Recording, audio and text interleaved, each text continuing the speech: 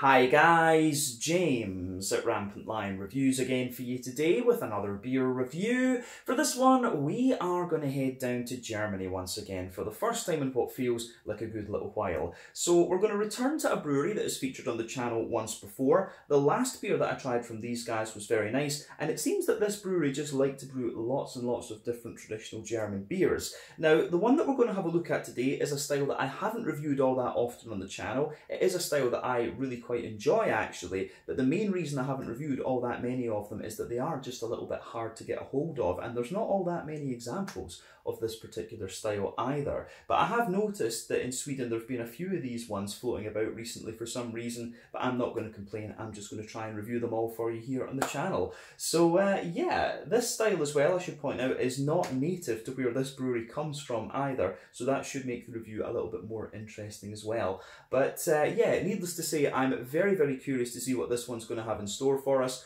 Hopefully it's another good beer, hopefully it makes for an interesting review, and as always I hope that you guys enjoy my take on this one as well. So yeah, for this review then, we are going to head down to a little place called Teisendorf, which is in the very southeastern part of Bavaria and Germany, close to Berchtesgaden, and we're going to have a look at another beer from Privatbrauerei M.C. Wieninger. So yeah, this one is called the Höglwörther Zoigl. It comes in at 4.9% ABV, and as the name suggests, this one is a Zoigl. So many of you will be asking, what exactly is a Zoigl? We'll explain that a little bit later in the video before we open up the beer. But yeah, I have really been enjoying some of the examples of this beer style that I've tried. We did actually have one of these on tap in the pub recently, and it was very nice. So yeah, curious to see what Wieninger have to say with this style, so let's crack on and see what we have. So, as always with my reviews then, I'll tell you a little bit about the brewery before we taste the beer.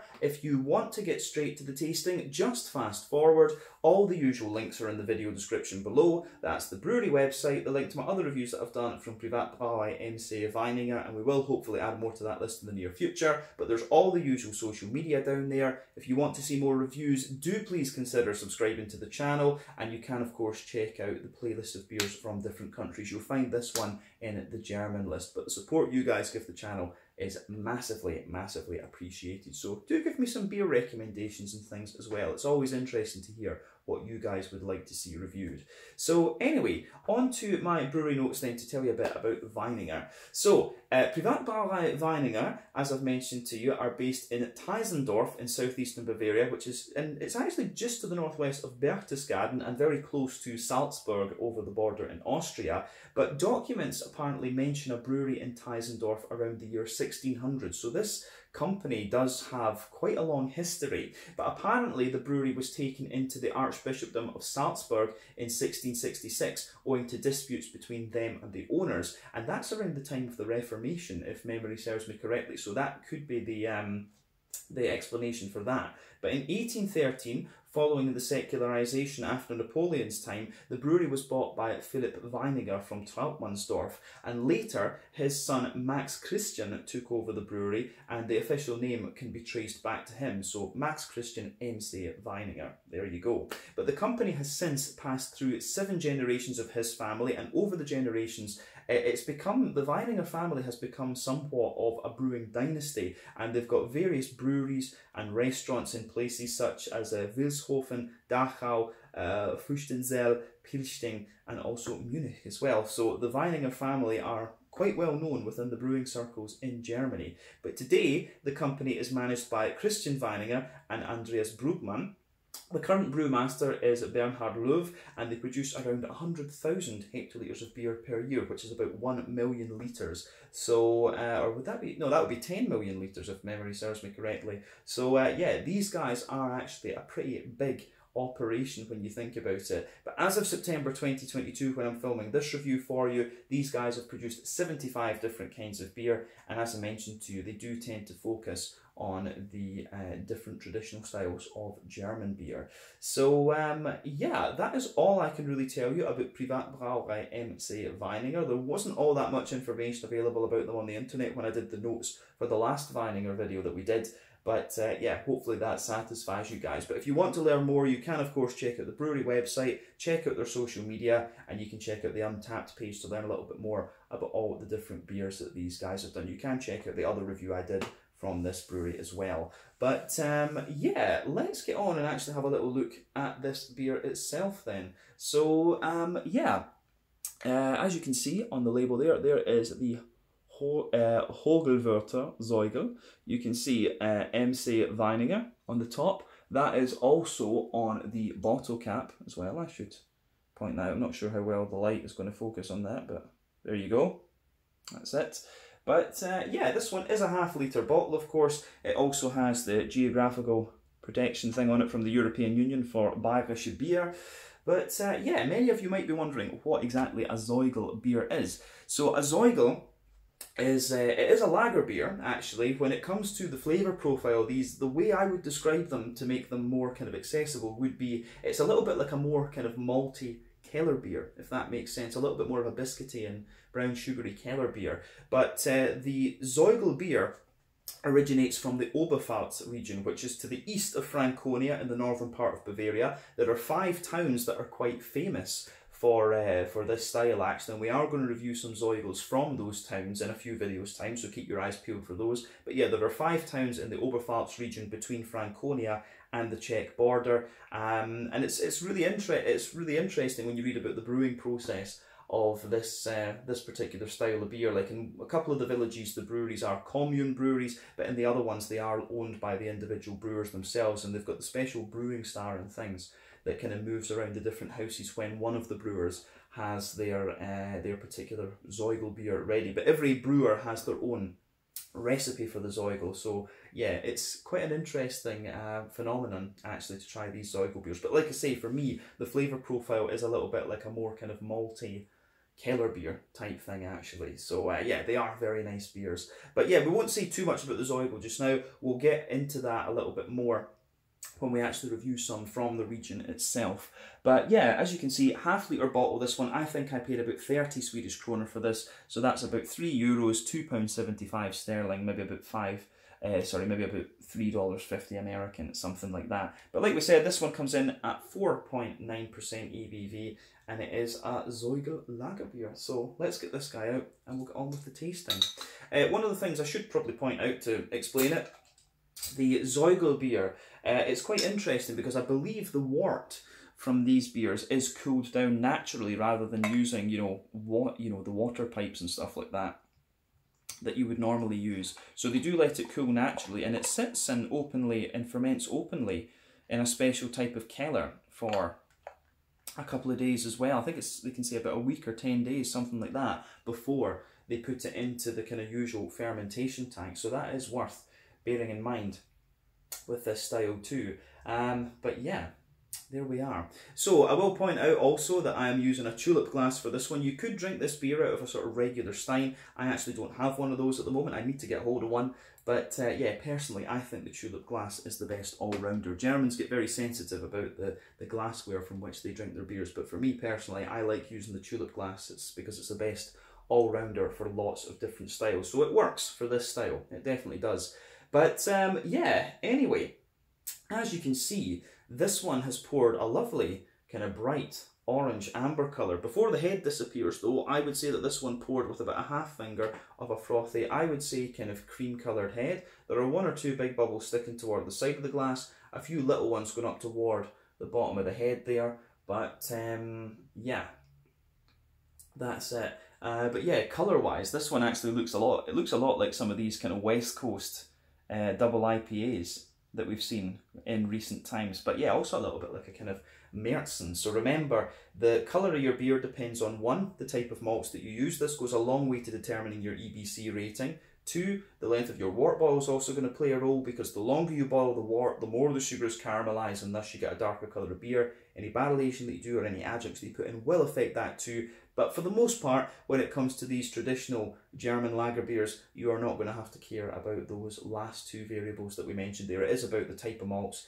and the length of your wort boil. I'm assuming that it would be a 90-minute. I think 90 minutes is pretty standard, to be honest with you. But yeah, so this one is pretty nice looking, I have to say. I love the kind of bright amber colour that it has.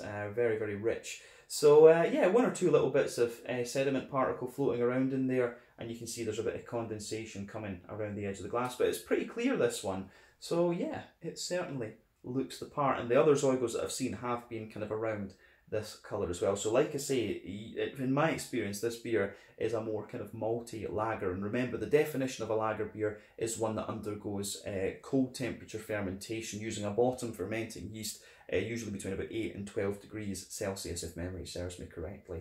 So yeah, this should be quite interesting. I don't think we need to say anything more about the appearance of this beer. Let's have a look at the aroma and just see how we get on. Oh yeah, that smells very, very nice.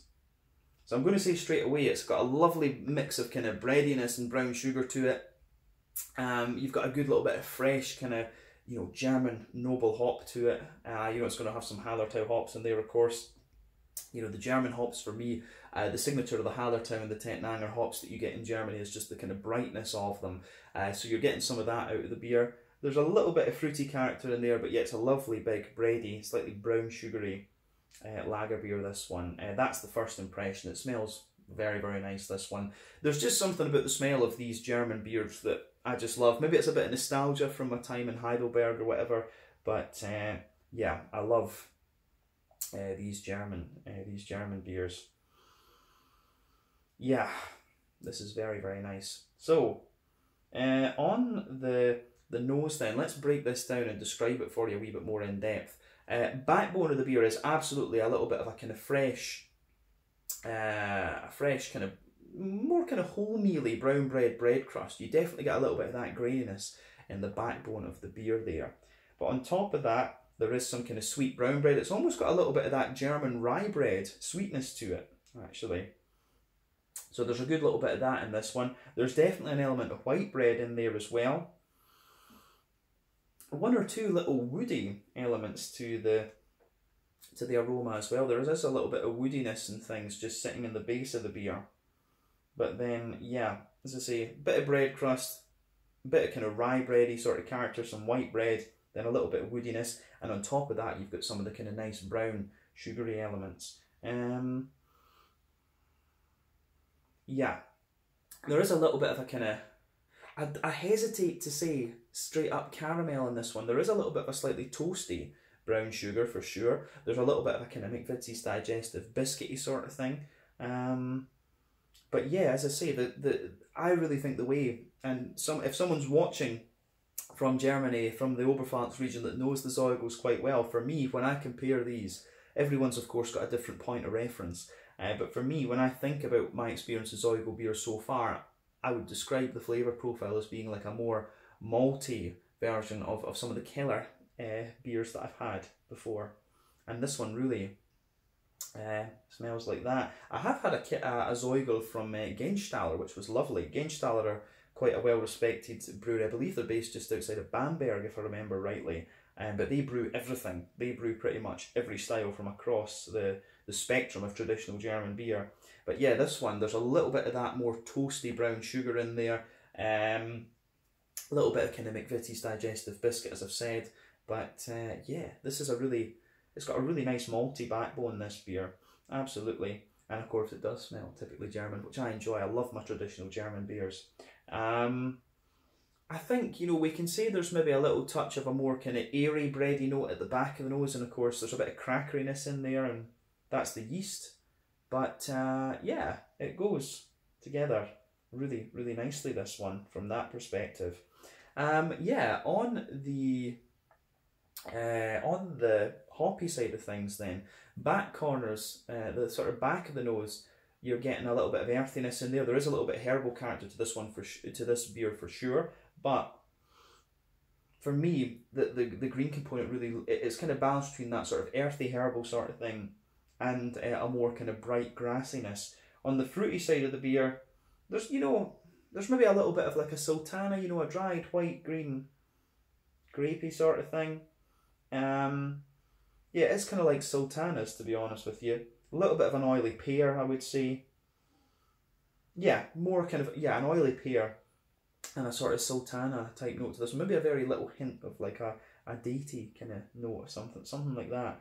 But yeah, fruity wise, this one is very, very nice actually. I like the way that the aroma this goes together, and it is just kind of tempting me to drink it now. So I think we should leave it at that for the aroma and actually get stuck into this beer. As I always say though, take a bit of time to enjoy the aroma of these beers before you get stuck into them, but we need to try this one now. So this is the Höglwörther Zoigl, coming in at 4.9% ABV from Privatbrauerei M.C. Wieninger, from just outside of Berchtesgaden in the very southeast of Bavaria in Germany. Let's get stuck in. Slange, Skål, cheers, Prost.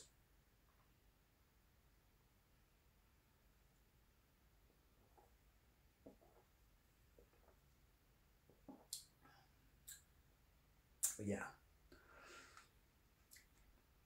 that is very nice actually. What I'll say about this one is it's quite it strikes me as being very kind of clean, if that makes sense. It's maybe to do with the bottle conditioning right enough, because we had a Zoigl on tap, as I say, in the pub that I work in, and it was a lot more kind of bready and smooth, so that might well just be to do with the conditioning. But of course there will be a whole spectrum. There will be a spectrum of flavour that you can get from the Zoigl beers. But yeah, this one for me is actually quite light and quite clean compared to the other examples that I've had from the style before, but the flavour profile is very, very nice, I have to say. So it gets a thumbs up from me. It's kind of interesting. Probably another way to describe this one is that it has a little bit of Vienna lager element to it, this beer, because it's got some of that grainy bread crust. So yeah, you probably could consider the Zoigl to be like somewhere between, you know, a Märzen, yeah, somewhere between a Märzen and a Vienna lager and a Keller beer. So yeah, it's an interesting style to say the least, but I like it, and that's the main thing. But yeah, let's actually break this flavour down for you and describe it a wee bit more in depth.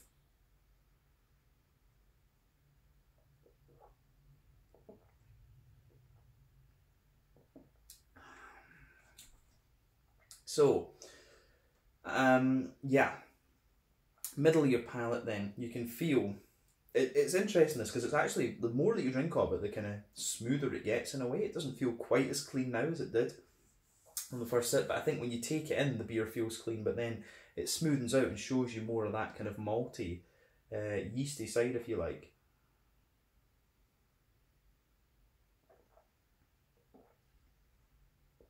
So, middle third of your palate then, you've got a nice little bit, you have a nice little bit of that kind of bread crusty, yeah, of that kind of malty bread crusty base, and it has got a little bit of dryness to that, so that forms the backbone of the beer. On top of that, and I will say the aroma and the flavour actually match up quite well in this beer, but yeah, you've got a little bit of that kind of bread crusty base to the beer that forms the backbone of it. On top of that, there's some nice kind of brown bready characters, absolutely.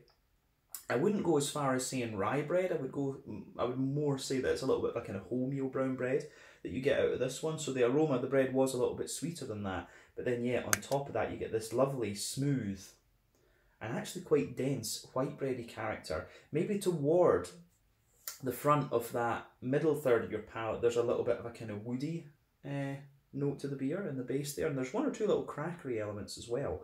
But yeah, as I say, I like it.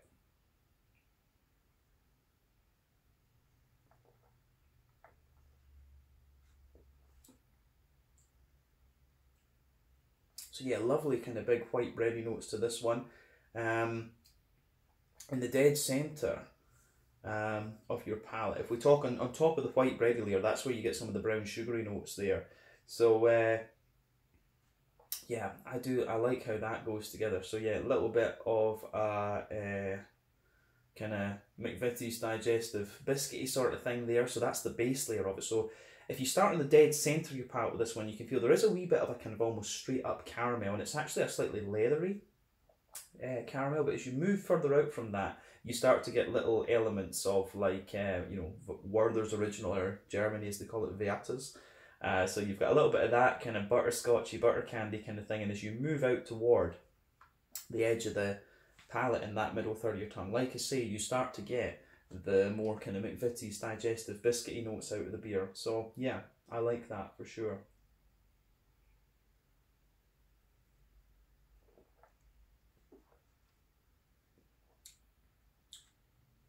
But yeah, the way that that goes together is very, very nice actually. Yeah. The malty side of this one is good, and that's what I like about this beer. As I say, it's got the kind of big breadiness and yeastiness of a Keller beer, but it's got some of the graininess. It's got some of the kind of bread crusty graininess of the Vienna lager, but it's also got some of the sweetness of like a Märzen or you know, something like that. I like this one. I do like this one. But yeah, the base. If we move, I think that's everything we need to say about the middle third of your palate. If we go to the back third of the palate, yeah, nice little bit of a kind of grainy bread crusty. Kind of grainy bread crusty sort of thing. But yeah, on top, in the middle, in the border region between middle and back third of the palate, you get a little bit of a kind of bready build up in there, and it's kind of a mix between white bread and wholemeal bread. But then, as I say, base of the back third of the palate is a little bit more. The bread crusty graininess gets a little bit bigger. On top of that, you have the kind of wholemeal brown bread, and that layer is taller and again a bit more dense. Then you get the white bread, and mixing in with the white bread, you have this more kind of airy, crackery, yeasty sort of bread, and yeah, that's the yeasty side of the beer coming out, and that's why I say this Zoigl style has a little bit of an almost Keller beer type element to it. And as I say, I'm not saying this is related to the Keller beer, but yeah, the flavour profile for me is somewhat similar. So yeah, on the back third of the palate then, yeah, as I always say, the flavour is a little bit taller then as you come further forward. It just condenses down actually. So yeah, the way that that goes together is quite nice. In terms of the hoppy side of things then, I think that's everything we need to say about the malty and yeasty side of the beer. The hoppy side of the beer, back corners of the palate, you've got a nice little bit of earthiness there, and it's quite a smooth earthiness, I'd point out. As you move further forward, it's a little touch herbal. That herbal quality pushes further forward on the sides of the tongue. Then you've got a little bit of a more kind of floral, aromatic-y side of things coming out towards the front corners of the palate too, which again I do quite like.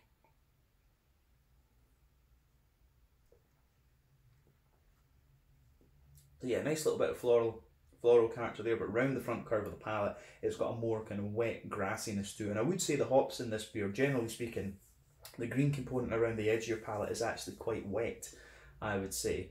So yeah, that, I don't think we need to say anything more about the green component of this one. Let's focus on the front third of your palate and the fruity side of the beer. So the border region between front third and middle third of your palate, you get a little bit of a kind of bready build up with this one, a little bit of a kind of brown bready sort of thing. Then the base of that front third of your palate is a little bit more kind of yeah, it's definitely got a little touch more kind of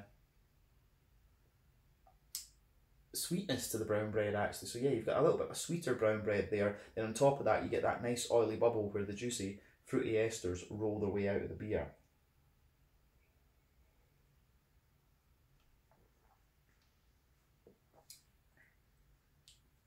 So the fruity side of things is kind of what I was describing from the aroma before. It's quite straightforward. I mean, at the back of the front third of your palate, you get a little bit of that sort of, you know, sultana, dry, white, green, grapey sort of thing. Maybe a very slightly datey flavour. But then, yeah, as soon as you move kind of further forward from that, it gets a little bit more oily and peary. And then as you reach the kind of front tip of the tongue, it's a little bit more, you do get a little bit of an almost kind of like slightly fresh green apple coming out of the beer. So yeah, the fruits actually in this one are quite minimal compared to this. This is a more bready, you know, it is a more kind of just bready, yeasty beer, this one. It really is like a kind of malty Keller beer.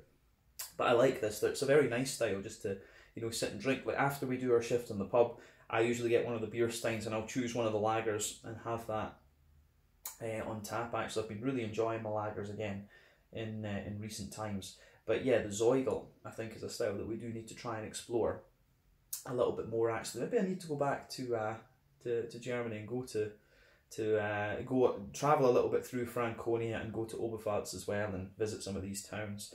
But yeah, might make for some interesting out and about videos actually, so we'll need to try that. But yeah, let's leave it at that for the flavour profile of this one. I think we've said everything we need to. Mouthfeel wise,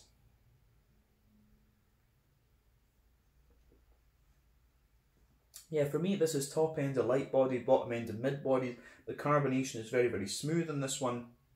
It's quite oily. As I've said, this beer sort of thickens up a wee bit. The more that you drink of it, you start to get more of the kind of breadiness out of this one, the sort of Keller beery type qualities that I've been mentioning, I would say. But yeah, in terms of IBUs, I think this one is a fairly standard, 15 or 20, maybe 20 IBUs, something like that.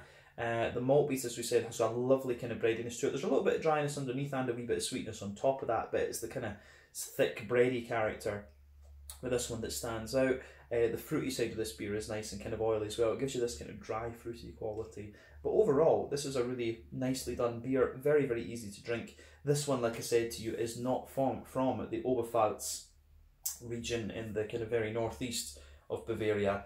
It's actually from the very southeast corner of Bavaria almost. So yeah, this is it's nice to have this as a kind of reintroduction to the style. But the next two that we're going to try, the next two Zoigls that we have to try are from the Oberpfalz. So yeah, they'll be quite interesting to review as well. So yeah, I think we can leave it at that for this one. So yeah, this one was the Höglwörther Zoigl, coming in at 4.9% ABV from Privatbrauerei Wieninger, M.C. Wieninger, in Teisendorf, near Berchtesgaden in the very southeast corner of Bavaria in Germany. So yeah, once again, thank you for watching my beer reviews. Until the next time, please like, subscribe, share, all the usual YouTube stuff. Let me know your own thoughts on this beer in the comment section below, and let me know what your favourite beers are from M.C. Wieninger as well, and we will hopefully return to these guys in the future. Do give me some Zoigl recommendations or any other German beer recommendations that you guys would like me to have a look at, and we will see if we can get a hold of some of those. But yeah, once again, thank you for watching. Check out my social media, check out M.C. Weininger's social media, and I will see you guys again very soon. Nice to review my first Zoigl beer on the channel for quite some time. Slange, skål, cheers, prost.